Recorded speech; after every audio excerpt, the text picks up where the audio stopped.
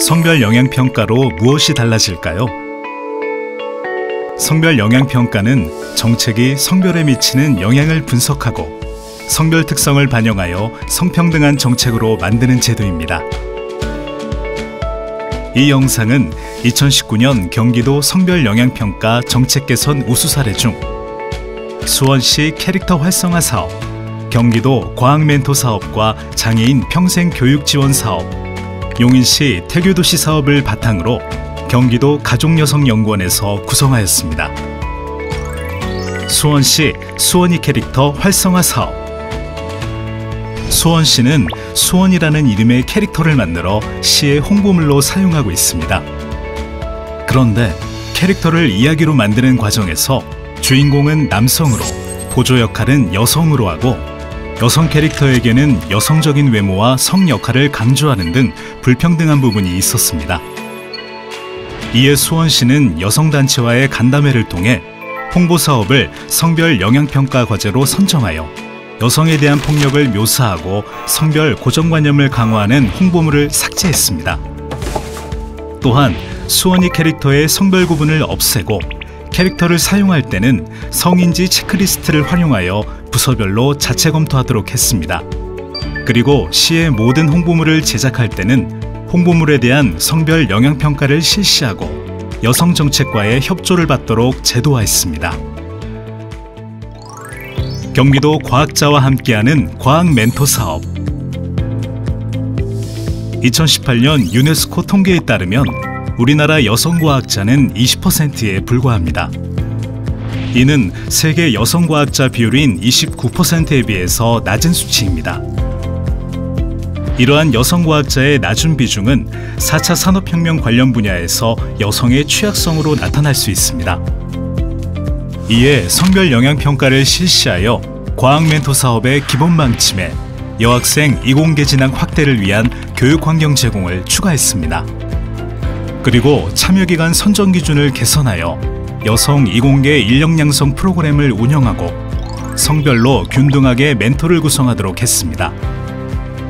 또한 성별로 특화된 프로그램을 운영하고 멘토 참여 교사들에게는 성평등 교육을 실시하도록 했습니다.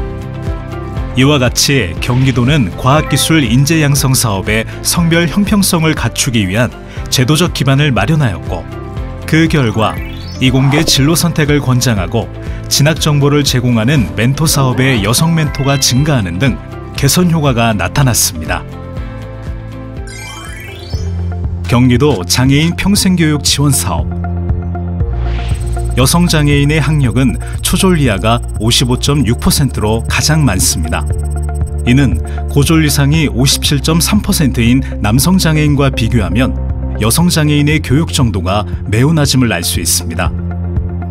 고용률 또한 남성 장애인은 44.1%, 여성 장애인은 21.4%로 여성 장애인이 크게 낮습니다.